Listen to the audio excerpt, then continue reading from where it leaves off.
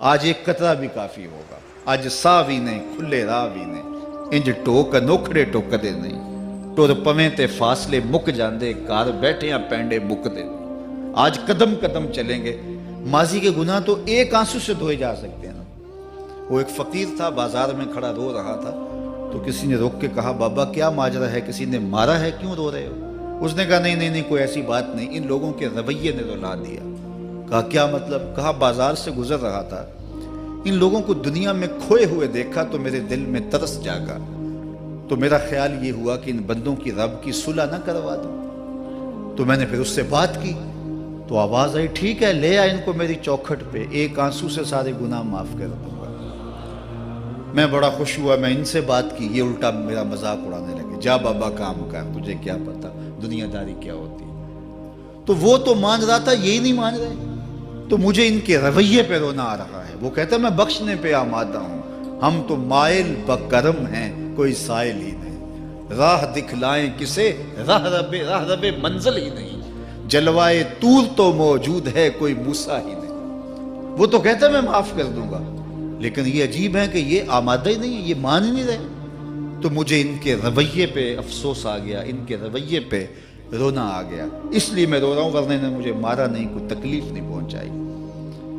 خیر اگلے دن وہی بزرگ قبرستان کے قریب سے گزرے تو دیکھا کہ وہ بابا قبرستان میں کھڑا رو رہا ہے، تو پھر رک گئے کہ بابا بازاروں میں بھی روتا ہے، قبرستانوں میں بھی روتا ہے، آج کیا ماجرا ہے؟ کہا آج بھی میرا ماجرا کل والا ہی ہے۔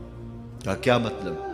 کہا کل بازار سے گزر رہا تھا، ان کو دنیا میں کھوئے ہوئے دیکھا، میرے دل میں ترس جاگا، تو میرا خیال ہوا ان بندوں کی اور رب کی صلح کروا دوں، تو وہ تو مان رہا تھا، وہ بندے ہی نہ مانے، تو آج میں ادھر آ گیا۔ میں نے کہا چلو ان سے بات کرتے، آج میرا خیال یہ ہوا کہ قبرستان والوں کی اور رب کی صلح کروا دوں۔ تو کہا پھر آج کیا بنا؟ کہا آج یہ مان گئے ہیں، وہ نہیں مانتا۔ تو صاحبو آج وہ مان رہا ہے، آج ہم مان جائیں۔ میں نے کتب میں پڑھا ہے کل قیامت کے دن نیکوکار بھی پچھتائیں گے۔ بدکاروں کا پچھتانا تو سمجھ میں آتا ہے، نیکوکار کیوں پچھتائیں گے؟ جب اپنے اچھے اعمال کی جزا دیکھیں گے تو پچھتائیں گے، جو چند لمحے ضائع کر دیے وہ بھی کیوں ضائع کر دیے۔ قیمتی زندگی ہے، یہ ٹوٹتی سانسیں، ان کی قدر کیجیے۔ ایک بزرگ فرماتے ہیں کہ مجھے اس بات کی سمجھ نہیں آتی تھی کہ جو قرآن نے کہا ان الانسان لفی خسر، بے شک انسان خسارے میں ہے، تو میں سمرقند کے بازار سے گزر رہا تھا تو وہاں ایک آدمی پھٹے پہ برف رکھ کے بیچ رہا تھا اور ساتھ آواز لگا رہا تھا۔ آج کل تو یہاں وہ پاپڑ بیچنے والے بھی کوئی آواز لگاتے، تو وہ برف پھٹے کے اوپر رکھ کے بیچ رہا تھا اور ساتھ آواز لگا رہا تھا۔ آواز کیا تھی؟ ارحمو ارحمو الا من یذوب راس مالہ، او گزرنے والوں میرے پہ ترس کھاؤ، میں ایسا تاجر ہوں جس کا راس المال پگھلتا جا رہا ہے۔ چونکہ یہ جو برف ہے ایسا سودا ہے جو گاہک کا انتظار نہیں کرتا۔ آپ کپڑا بیچتے ہیں، آج گاہک نہیں آیا، ہو سکتا ہے کل دعانے مہنگا بیچ لیں۔ آپ پیٹرول بیچتے ہیں، ہو سکتا ہے کہ کل پڑا 6 روپے اوپر چلا جائے، آپ کا لاکھوں کروڑوں کا فائدہ ہو جائے۔ لیکن آپ اگر برف بیچتے ہیں، آج نہیں بکی تو کل برف ہی نہیں ہوگی۔ تو وہ سل پہ برف بیچ رہا تھا اور ساتھ لوگوں کو دہائی دیتے ہوئے کہہ رہا تھا او لوگو میرے پہ ترس کھاؤ، مجھ سے برف لیتے جاؤ، میں ایسا تاجر ہوں جس کا راس المال پگھلتا جا رہا ہے۔ تو کہتے ہیں جب اس نے یہ آواز لگائی نا تو میرے قدم رک گئے اور میں اس کے قریب چلا گیا اور میں نے کہا کہ مجھے ان الانسان لفی خسر کا ترجمہ سمجھ میں آ گیا۔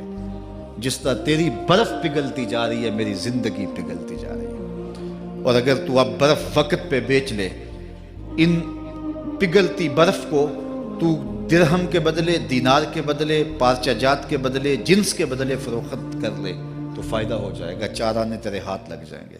اور میں بھی ان سانسوں کے بدلے درود پڑھ لوں، ان سانسوں کے بدلے سجود کر لوں، ان سانسوں کے بدلے قیام کر لوں، کسی دکھی کے سر پہ ہاتھ رکھ دوں، کسی پریشان کی پریشانی دور کر دوں تو میری سانسیں کام آ جائیں گی، ورنہ یہ ٹھہریں گے نہیں۔ سوئے ہوئے ہوں تو پھر بھی سانسیں ٹوٹ رہی ہوتی ہیں۔ تو ہم کتنی جلدی موت کی طرف بڑھ رہے ہیں، تو زندگی کتنی مختصر ہے اور ہم کتنے بے پرواہ ہیں۔ آنکھیں اس وقت کھلتی ہیں جب آنکھیں بند ہوتی ہیں، لیکن کیا فائدہ اس وقت کا؟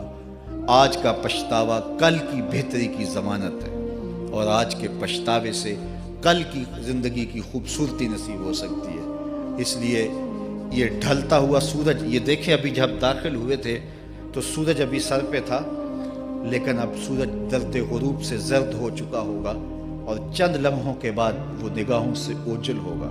میاں صاحب بھی بولے کہ زندگی تیری جو ہے ڈوبتے سورج کی طرح ہے، دیگرتے دن گیا محمد اوڑک نو ڈوب جانا۔ تو یہ میں اور آپ لمحہ لمحہ موت کے قریب ہو رہے ہیں۔ اس سے قبل کہ وہ وقت آئے کوئی حجت باقی نہ رہے، مجھے اپنی زندگی کو، آپ کو اپنی زندگی کو اللہ اور اس کے رسول کی چوکھٹ پہ حاضر کر دینا ہے۔ ہمارے میزبان محترم نے کہا والدہ ماجدہ کی بابت، تو آج ان کے اصالِ ثواب کے لیے میں اور آپ جمع ہیں۔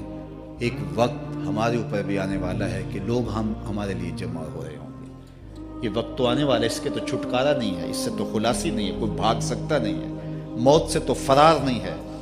تو آج وہ نہیں ہیں، لیکن ان کا سعادت مند بیٹا ان کی یادوں کے چراغ کو روشن کیے ہوئے ہے۔ ورنہ میں ایسے بیٹے بھی دیکھے ہیں جنہوں نے اپنی سکی ماں کا جنازہ نہیں پڑھا۔ آپ کہیں گے کوئی ایسا بد نصیب بھی ہو سکتا ہے، جنازگاہ میں گیا ہے لیکن وہاں جا کے کھڑا رہا ہے، جنازہ نہیں پڑھا۔ آپ کہیں گے کہ ایسا بد نصیب، میں نے کہا ایسے بد نصیب آپ نے بھی دیکھے ہوں گے۔ یہ کون سے بد نصیب ہیں؟ یہ وہ بد نصیب ہیں جنہیں جنازہ آتا نہیں، ساری زندگی لوگوں سے فراڈ کرتے ہیں، اور جب اپنی ماں مر جاتی ہے، اپنا باپ فوت ہو جاتا ہے، تو یہ فراڈ پھر وہ اپنی ماں سے بھی کرتے ہیں، اپنے باپ سے بھی کرتے ہیں۔ مجھے بتاؤ کتنا بد نصیب ہے وہ بیٹا کہ جو اپنی ماں سے، اور وہ بھی مرنے کے بعد فراڈ کر رہا ہے، اور اپنے باپ سے، اور وہ بھی مرنے کے بعد فراڈ کر رہا ہے۔ اور کتنا خوش نصیب بیٹا ہے کہ جو روزانہ اپنی ماں کے لیے دعا کرتا ہے۔ اور میں کہتا ہوں اگر بیٹا نمازی ہوگا، بیٹی نمازی ہوگی، اہتمام سے دعا نہ بھی کرے، دن میں کتنی مرتبہ کہے گے ربنا اغفر لی ولوالدی، اے اللہ مجھے بھی بخش دے، میری ماں کو بھی بخش دے، میرے باپ کو بھی بخش دے۔ اور جب بندے ہاتھ اٹھا کے دعا مانگتے ہیں اللہ خالی ان ربکم حیی کریم یستحیی من عبدہ اذا رفع یدیہ ان یردہما صفرا، تمہارا رب حیا کرنے والا سخی ہے، کریم ہے۔ بندے جب اس کے سامنے ہاتھ اٹھا کے دعا مانگتے ہیں، اللہ فرماتا ہے مجھے شرم آتی ہے ان کے اٹھے ہوئے ہاتھ خالی کیسے موڑ دوں۔ انہوں نے میرے سے مانگا ہے، میں بھی نہیں دوں گا تو کس در پہ جائیں گے۔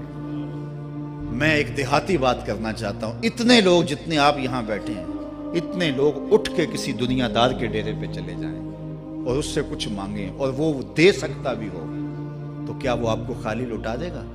وہ کہے گا ڈیرہ داری کی شان کے خلاف ہے کہ اتنے لوگ دروازے پہ آ گئے اور ان کو خالی موڑ دوں۔ تو جب تم اتنے بڑے ڈیرہ دار ہو اور تمہیں اتنی غیرت ہے کہ اتنے لوگوں کو خالی نہیں موڑتے، تو کریم خالی موڑتے؟ آؤ تو صحیح اس کی چوکھٹ پہ جھولی پھیلاؤ تو صحیح۔ پھر دنیا داروں سے مانگنا ہو تو ان کی زبان میں مانگنا پڑتا ہے۔ اللہ سے جس زبان میں مرضی مانگو، عربی میں مانگو، اردو میں مانگو، ہندی میں مانگو، سندھی میں مانگو، اقبال کے لہجے میں مانگو، سادی کے انداز میں مانگو۔ نہیں مانگنا آتا خالی ہاتھ پھیلا دو، وہ بند لبوں کی بولیاں بھی سنتا ہے۔ آؤ تو صحیح اس کی چوکھٹ پہ، اپنے ہاتھ پھیلاؤ تو صحیح۔ دنیا داروں سے مانگے تو ناراض ہوتے ہیں، خدا سے نہ مانگو تو ناراض ہوتا ہے۔ اللہ کل ما یابو بکم ربی لولا دعاؤکم، آؤ نا اس کی چوکھٹ پہ، دستے طلب دراز کرو۔ دنیا داروں سے مانگنے کے لیے وقت چاہیے۔ اس وقت تو صاحب سوئے ہوں گے، اس وقت تو ناشتہ کر رہے ہوں گے، اس وقت تو بیوی بچوں کے ساتھ مشغول ہوں گے، لیکن اللہ سے جب بھی مانگو، پچھلے پہر کنڈی کھڑکاؤ در رحمت کھلا پاؤ گے۔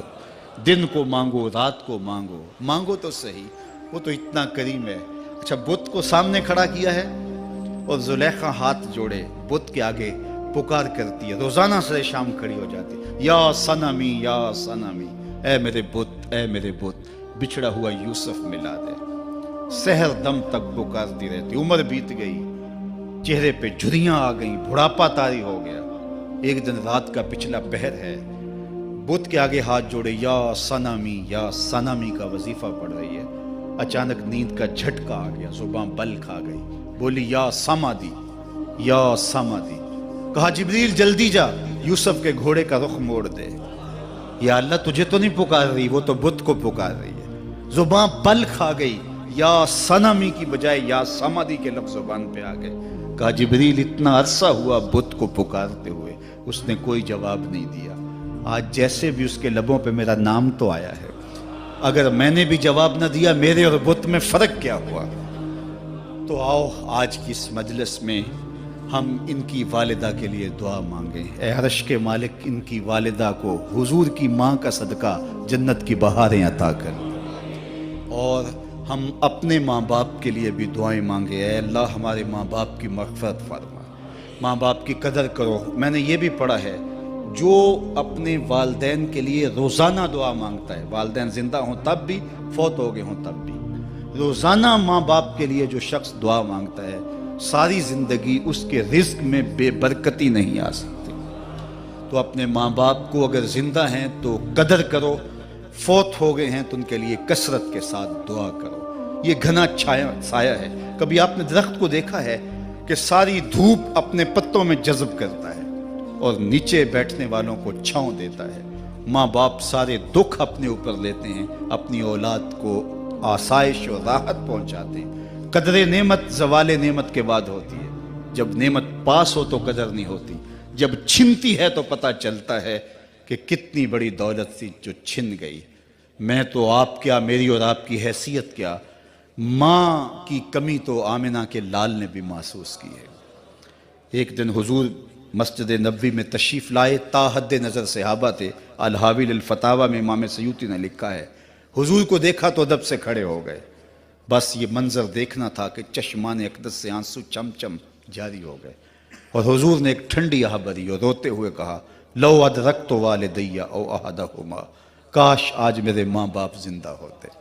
انسان نے دکھوں کا دور دیکھا ہو نا، اچانک خوشحالیاں مل جائیں تو پھر انسان یہ آرزو کرتا ہے کہ میرے ماں باپ نے میرا وہ غربت کا دور دیکھا تھا، آج دولت کی چہل پہل بھی دیکھتے، آج میرے آنگن میں بہاریں بھی دیکھتے تو کتنے خوش ہوتے۔